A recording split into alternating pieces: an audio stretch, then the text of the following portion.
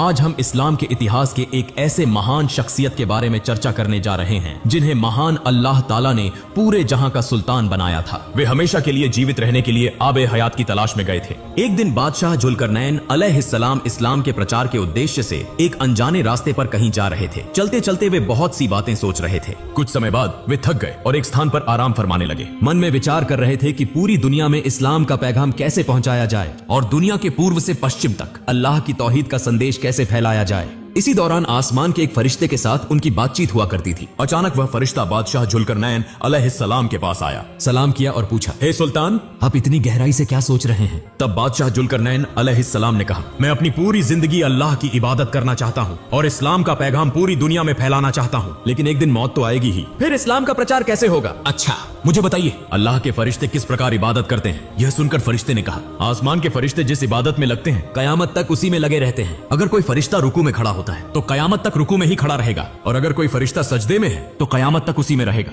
यह सुनकर बादशाह जुल्करनैन अलैहिस्सलाम बोले, अगर अल्लाह रब्बुल आलमीन मुझे कयामत तक की जिंदगी देते तो मैं भी कयामत तक उनकी इबादत में मग्न रहता, लेकिन क्या यह संभव है? तब फरिश्ते ने कहा, मैंने आसमान में सुना था कि धरती के आखिरी छोर पर कोहे काफ पर्वत के तल में एक अंधेरी गुफा के अंदर आब ए हयात नामक एक कुआं है। अगर कोई इस कुआं के पानी पीता है तो वह हमेशा के लिए जीवित रहता है। यह सुनकर बादशाह जुल्करनैन अलैहिस्सलाम आश्चर्यचकित हो गए। इसके बाद फरिश्ता सलाम कर वहां से विदा हो गया। बादशाह जुल्करनैन अलैहिस्सलाम सोचते हुए अपने दरबार की ओर लौटने लगे। अल्लाह रब्बुल आलमीन ने बादशाह जुल्करनैन अलैहिस्सलाम को पूरी दुनिया का सुल्तान बनाया था। उन्होंने धरती के मशरिक से मगरिब तक की यात्रा की थी। अगले दिन बादशाह जुल्करनैन अलैहिस्सलाम ने दरबार में एक आवश्यक बैठक बुलाई। उनके प्रमुख सलाहकार थे हजरत खिज्र अलैहिस्सलाम, अल्लाह के वली लोकमान हकीम और अन्य ज्ञानी व बुजुर्ग औलिया। बादशाह जुल्करनैन अलैहिस्सलाम ने उनसे पूछा, आबे हयात के पानी के बारे में क्या आप में से कोई कुछ जानता है? तो कृपया बताएं। उपस्थित उलेमा में से एक ने कहा, हुजूर, मैंने हजरत आदम अलैहिस्सलाम के एक नसीहतनामे में पढ़ा कि अल्लाह ताला ने इस धरती पर आब ए हयात नामक एक पाक पानी भेजा है। जो कोई इसे एक बार पी ले वह कयामत तक नहीं मरेगा,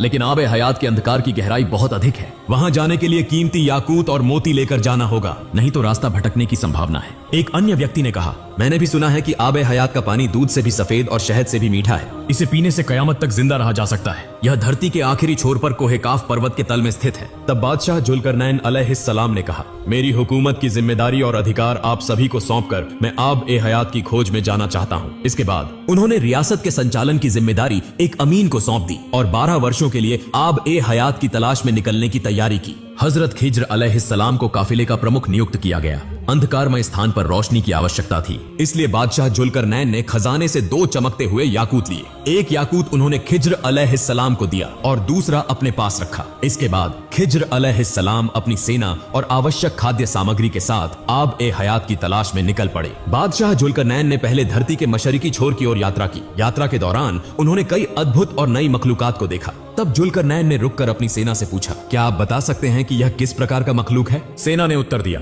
हुजूर, हमें इस प्रकार के मखलूक के बारे में पहले कोई जानकारी नहीं थी। यह भी अल्लाह रब्बुल आलमीन की कुदरत का एक निशान है। आगे बढ़ते हुए वे एक नदी पर पहुंचे। वहां उन्होंने देखा कि नदी में एक प्रकार के लोग रहते हैं जिनके सामने का हिस्सा इंसानों जैसा है और पीछे का हिस्सा मछली जैसा। वे नदी के अंदर भी रहते हैं, न कभी बात करते हैं और न ही इंसानों के साथ मेलजोल रखते हैं। यह देखकर जुल्करनैन ने अपनी सेना से पूछा, क्या आपने पहले इस प्रकार की जाति देखी है? सेना ने कहा, हुजूर, देखना तो दूर, हमने इस प्रकार की जाति के बारे में कभी सुना भी नहीं। जुल्करनैन ने कहा, जाओ उनमें से 2 को पकड़ कर लाओ। सेना ने कहा, हुजूर, उन्हें पकड़कर क्या करेंगे? जुल्करनैन ने उत्तर दिया, आजमाइश करेंगे कि वे वास्तव में इंसान हैं या किसी अन्य मखलूक के। सेना उनके पास गई, लेकिन वे कोई प्रतिरोध नहीं कर रहे थे और चुपचाप वहीं बैठे थे। सेना ने उनमें से 2 को पकड़ लिया। कई परीक्षणों के बाद यह पाया गया कि उनके पास इंसानों की कोई विशेषता नहीं थी। वे वास्तव में मछली प्रजाति के थे। इसके बाद उन्हें नदी में वापस छोड़ दिया गया। फिर समय बर्बाद किए बिना जुल्करनैन और उनकी सेना आगे बढ़ने लगे। कुछ दूर चलने के बाद वे एक स्थान पर पहुंचे जहां उन्होंने एक अजीब प्रकार की मानव जाति देखी। वे पशुओं की तरह 4 पैरों पर चलते थे और जंगल की गुफाओं में झुंड बनाकर रहते थे। जुल्करनैन और उनकी सेना को देखकर वे इधर उधर भागने लगे। तब जुल्करनैन ने अपनी सेना से पूछा, ये किस प्रकार की मानव जाति है? क्या आपको इनका नाम पता है? उन सेना ने उत्तर दिया, हुजूर, हमें इनके बारे में कोई जानकारी नहीं है। जुल्करनैन ने कहा, जंगलों के भीतर से यात्रा करते हुए क्या आपने इस प्रकार की मानव जाति पहले देखी है? उन सेना ने उत्तर दिया, हुजूर, देखना तो दूर, हमने इनके बारे में पहले कभी सुना भी नहीं। जुल्करनैन ने कहा, जाओ उनमें से किसी एक को पकड़ कर लाओ। उन सेना ने उत्तर दिया, हुजूर, वे तो हमें देखकर डर के मारे भाग रहे हैं, उन्हें पकड़ कर लाना मुश्किल होगा। जुल्करनैन ने कहा, उनकी भी आजमाइश करेंगे कि वे वास्तव में मानव जाति हैं या नहीं। सेना ने उनमें से एक को पकड़ लिया। परीक्षण के बाद यह पाया गया कि उनकी आकृति इंसानों जैसी थी, लेकिन उनके पास कोई अक्ल नहीं थी। वे बहुत डरे हुए थे और किसी अन्य जाति को देखकर गुफाओं में भागने लगते थे। इसके बाद जुल्करनैन ने वहां अधिक समय न लगाकर अपनी यात्रा जारी रखी। चलते चलते वे 2 पहाड़ों के बीच पहुंचे। वहां उन्होंने एक समुदाय देखा जो उनकी भाषा को समझने में असमर्थ था। तब बादशाह जुल्करनैन ने संकेतों के माध्यम से वहां के लोगों की बात समझने की कोशिश की। उन्होंने कहा, हुजूर, आपके जैसे आदिल और सच्चे सुल्तान का हमारे बीच होना हमारे लिए इज्जत की बात है। उन्होंने आगे कहा, हे जुल्करनैन, याजूज माजूज नाम की मनुष्य रूपी दैत्य जाति इस धरती पर भारी फसाद मचा रही है। जब वे निकलते हैं तो उनके डर से सभी लोग अपने घरों को छोड़कर कहीं और शरण लेने को मजबूर हो जाते हैं। वे हर चीज को नष्ट कर देते हैं, यहाँ तक कि खाद्य सामग्री और पशुओं को भी खत्म कर देते हैं। उनकी संख्या इतनी ज्यादा है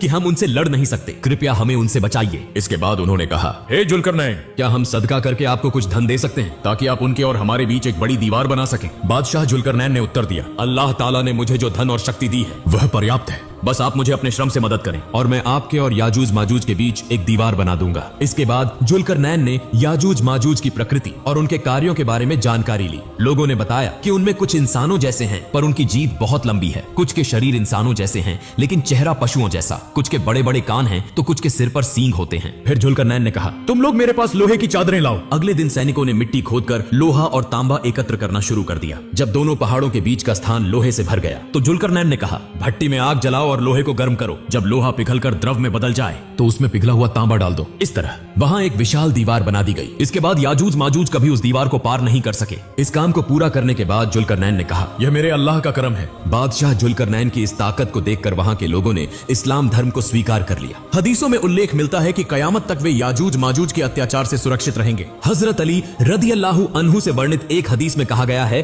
कि याजूज और माजूज इस दीवार को प्रतिदिन अपनी जीभ से चाट चाट कर कमजोर करने की कोशिश करते हैं। दिन ढलने के करीब वे सोचते हैं कि अगली सुबह इसे खत्म कर देंगे, लेकिन जब वे सुबह फिर से दीवार के पास पहुंचते हैं तो वह दोबारा पहले जैसी मजबूत हो जाती है। इसके बाद जुल्करनैन और उनकी सेना उत्तर की ओर बढ़े। वहां उन्होंने देखा कि एक विशाल दीवार से घिरा हुआ क्षेत्र था। उस दीवार के दूसरी तरफ क्या था, यह जानने के लिए जुल्करनैन ने अपने सैनिकों के साथ चारों ओर का मुआयना किया, लेकिन उन्हें कहीं भी कोई दरवाजा नहीं मिला। आखिरकार उन्होंने अपनी सेना के एक सैनिक को दीवार के ऊपर चढ़ाकर भेजा ताकि वह अंदर का हाल देख सके और वापस आकर जानकारी दे, लेकिन काफी समय बीत जाने के बाद भी वह सैनिक वापस नहीं आया। फिर जुल्करनैन ने एक और सैनिक को दीवार के ऊपर भेजा, लेकिन वह सैनिक भी कुछ देर बाद दीवार के ऊपर से गायब हो गया और कभी वापस नहीं आया। तब जुल्करनैन ने सोचा कि वहां कोई रहस्यमय या अलौकिक प्रजाति मौजूद है। उन्होंने और किसी को न भेजने का फैसला किया और आगे बढ़ने का विचार छोड़ दिया। इसके बाद जुल्करनैन ने समय बर्बाद किए बिना पूर्व की ओर अपनी यात्रा जारी रखी। कुछ दूर चलने के बाद वे एक सुंदर शहर पहुंचे। वहां के लोग शिक्षित और विज्ञान के क्षेत्र में बहुत उन्नत थे,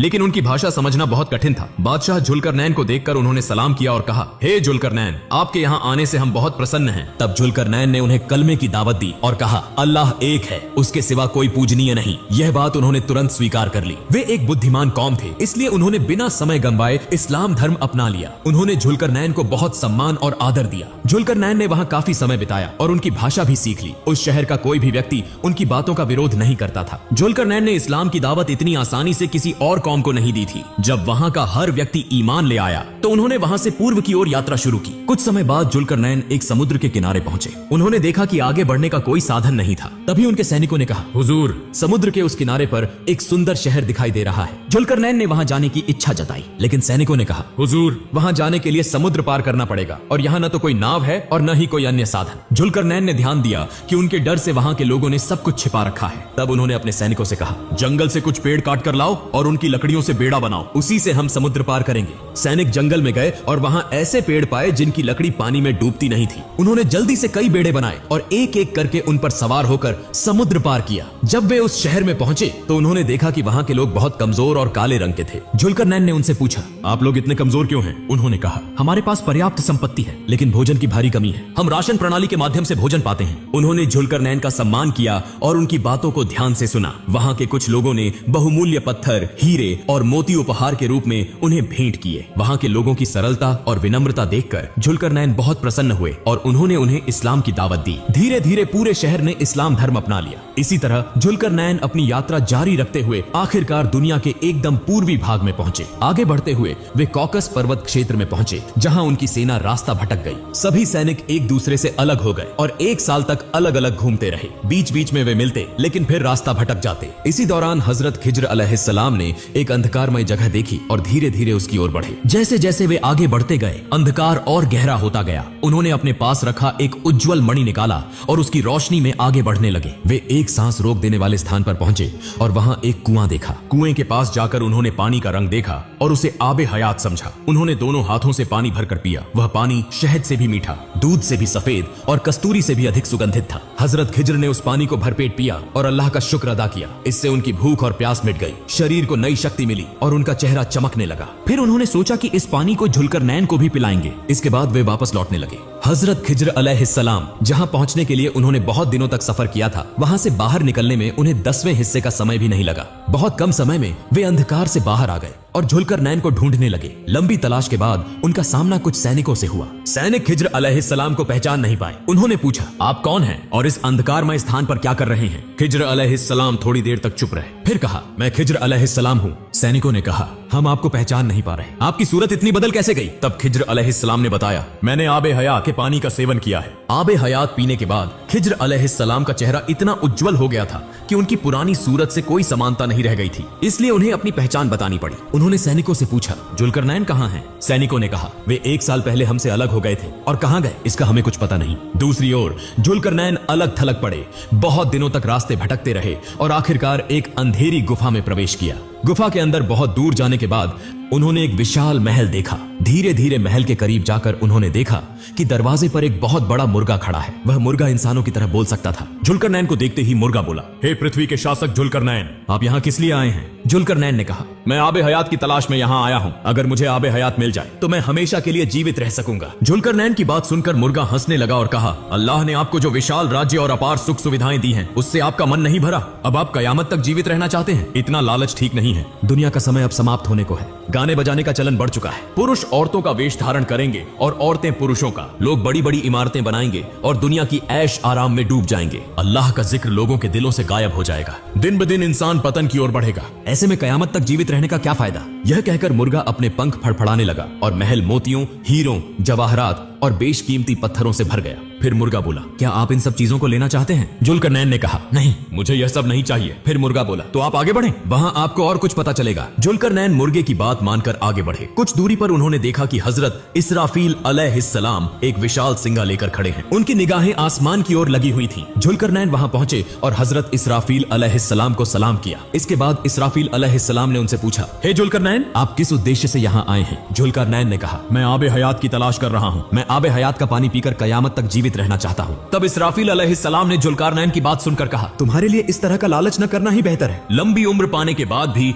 कोई अल्लाह रब्बुल आलमीन का करीब नहीं हो सका। इसलिए सीधे अपने घर लौट जाओ और अल्लाह ने जो जिंदगी तुम्हें दी है उसका शुक्र अदा करो। याद रखना, इस समय को बेकार मत गंवाओ। यह कहकर इसराफील अलैहिस्सलाम ने जुल्करनैन को एक पत्थर दिया और कहा, इस पत्थर से मेरी बातों को परख लेना। इसके बाद जुल्करनैन पत्थर लेकर अंधेरे से निकलकर उजाले की ओर चल पड़े। रास्ते में जमीन की चमकदार रंगत ने उनका ध्यान खींचा। उन्होंने अपने साथी हकीम लुकमान से पूछा, यह इस तरह चमक क्यों रही है? हकीम लुकमान ने कहा, यह मिट्टी नहीं है, यहाँ मोती, जवाहरात, याकूत और फिरोजा जैसे बेशकीमती रत्नों का ढेर है। अगर आपकी जरूरत हो तो आप इसे ले सकते हैं। तब जुल्करनैन ने वहां से कुछ पत्थर उठाए और आगे बढ़े। लंबे सफर के बाद जब वे उजाले के देश पहुंचे तो उन्होंने देखा कि रास्ते में जो पत्थर उन्होंने उठाए थे वे वास्तव में बेशकीमती रत्न थे। इसराफील अलैहिस्सलाम द्वारा दिया गया पत्थर एक सफेद पत्थर था जो बिल्ली के सिर के आकार का था। जुल्करनैन ने हकीम लुकमान से पूछा, मुझे यह पत्थर क्यों दिया गया? हकीम लुकमान ने कहा, इस पत्थर का उद्देश्य तुम्हें यह सिखाना है कि दुनिया की हर चीज का लोभ त्याग दो। अगर तुम इस पत्थर को तराजू में तौलोगे तो दुनिया की किसी भी चीज का वजन नहीं पाओगे। केवल मिट्टी को तराजू में रखोगे तो उसका सही वजन मिलेगा। इसका मतलब है कि दुनिया की सारी चीजें असली में बेकार हैं। केवल मिट्टी ही असली है। मनुष्य का शरीर मिट्टी से बना है और एक दिन मिट्टी में ही मिल जाएगा।